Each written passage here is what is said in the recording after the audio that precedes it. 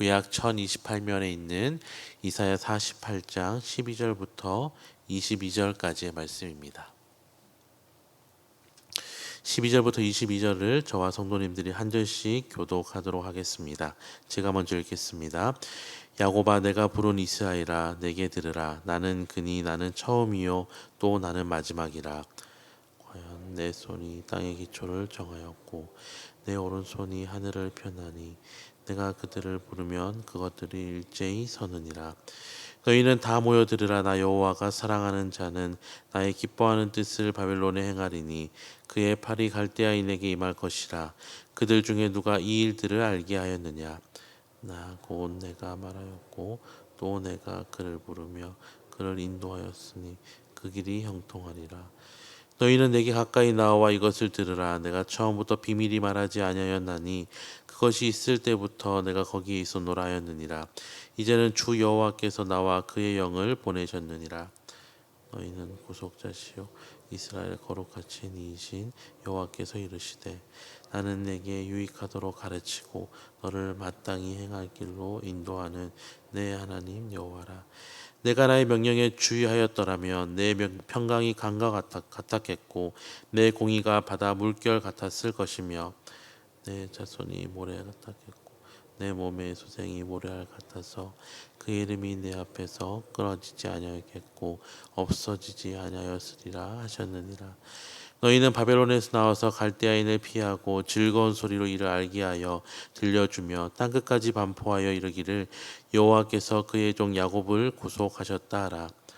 여호와께서 그들을 사막으로 통과하게 하시던데 그들이 목마르지 아니하게 하시되 그들을 위하여 바위에서 물이 흘러나게 하시며 바위를 쪼개사 물이 쏟아나게 하셨느니. 함께 읽겠습니다. 여호와께서 말씀하시되 악인에게는 평강이 없다 하셨느니라. 아멘. 오늘 본문은 12절부터 16절까지 실행하시는 하나님, 17절부터 22절까지는 인도하시는 하나님으로 나눌 수 있습니다. 하나님은 자신을 소개하시면서 12절에는 자신을 처음이요 마지막이라고 말씀하십니다. 13절에는 만물을 창조하시고 다스리시는 분이라고 말씀하십니다. 이 모든 것을 주관하시는 하나님께서는 만물뿐만이 아니라 사람을 통하여서도 자신의 뜻을 이루시는 분이십니다. 14절과 15절에 하나님께서는 고레스 왕을 자신의 뜻 가운데 불러서 사용하시고 그를 통하여서 이스라엘의 구원의 계획을 성취하시는 분임을 드러내십니다. 그리고 이 모든 일을 비밀하게 행하지 않으시고 밝히 드러내어서 행하시는 이유는 이스라엘 백성이 듣고 깨닫기를 원하기 때문이라고 16절에 기록합니다. 17절에 하나님은 자신을 자신의 백성이신 이스라엘 백성의 행복을 위하여서 가르치고 인도하시는 분이라고 소개합니다. 그런데 지금 이 말씀을 듣고 있는 이스라엘 백성은 포로의 처지에 놓여 있었습니다. 왜 이러한 일이 일어났을까요? 그 이유를 18절과 19절이 기록하고 있는데 그들이 하나님의 가르침과 명령에 순종하지 않았기 때문입니다. 이스라엘 백성이 하나님의 명령에 순종하였다면 그들의 평화가 강같이 흐르고 공의가 바다 물결처럼 가득 찼을 뿐만 아니라 그들의 자손이 번성하며 대대손손 번영을 누릴 수 있었습니다. 하지만 그들이 하나님의 말씀에 주의하지 않고 순종하지 않았기 때문에 그들은 결국 포로로 바벨론에 끌려가 고통을 당하게 된 것입니다. 20절에 하나님께서는 이제 이스라엘 백성을 향하여서 이제는 하나님이 주시는 해방의 자유를 누리라고 말씀하십니다. 오랫동안 포로 생활 속에서 압제와 고난에 시달렸지만 이제는 그들이 하나님의 주시는 자유를 맛보며 다시 한번 열방에 하나님의 구원의 은혜를 선포할 것이라고 말씀하셨습니다. 그리고 이 하나님께서 허락하실 구원은 단순히 그들이 포로 생활을 간신히 면하는 정도가 아니었습니다. 21절에 기록하듯이 하나님께서 출애굽 이후에 이스라엘 백성을 내버려 두지 않으시고 그들을 먹이시고 입혔던 것처럼 이 포로로 있는 지금의 이스라엘 백성을 건지실 뿐만이 아니라 다시 그들의 하나님이 되어 주셔서 그들을 먹이시고 입히실 것이라고 약속하십니다. 이 하나님의 인도하심에 순종할 때에 평강을 누릴 수 있는 것입니다. 사랑하는 성도 여러분, 오늘 본문은 우리의 삶의 차이를 만들어내는 것이 무엇인지를 보여줍니다. 무엇이 우리의 삶의 차이를 만들어낼까요? 그것은 바로 하나님의 뜻에 우리가 어떻게 반응하고 있냐는 것입니다. 이스라엘 백성은 하나님께서 그들의 하나님이 되시고 하나님이 그들과 언약하시고 그들을 애굽에서 건지셔서 약속의 땅이신 가나안 땅까지 그들을 인도하셨지만 그들이 약속의 땅에서 하나님께 불순종하였습니다. 그리고 그 결과로 그들은 다시 이전과 같이 포로의 처지에 놓일 수밖에 없었던 것입니다.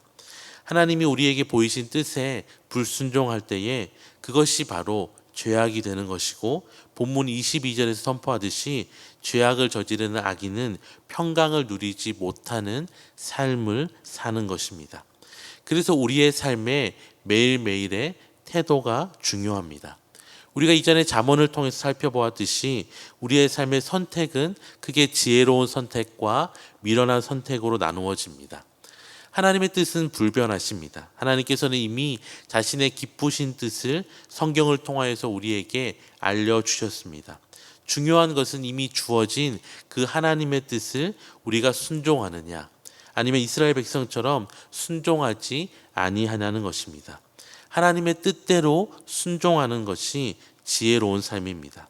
하나님의 뜻을 떠나서 우리가 아무리 좋은 것을 선택하여도 그것은 우리를 평강과 행복으로 이끌지 못합니다. 이사야 55장에 보면 하나님께서는 너희는 여호와를 만날 만한 때에 찾으라. 가까이 계실 때에 그를 부르라.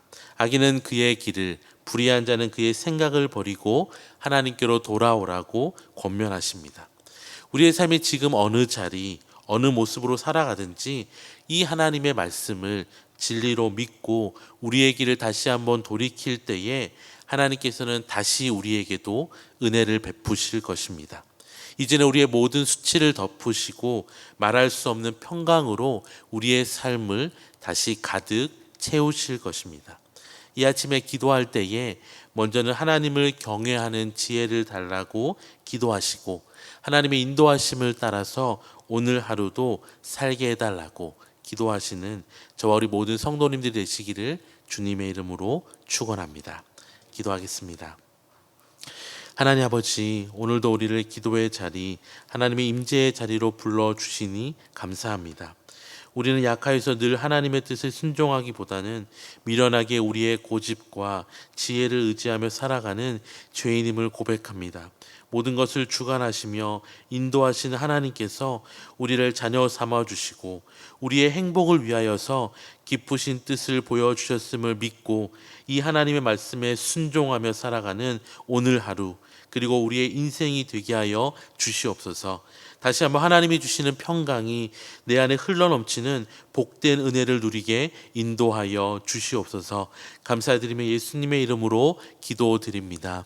아멘.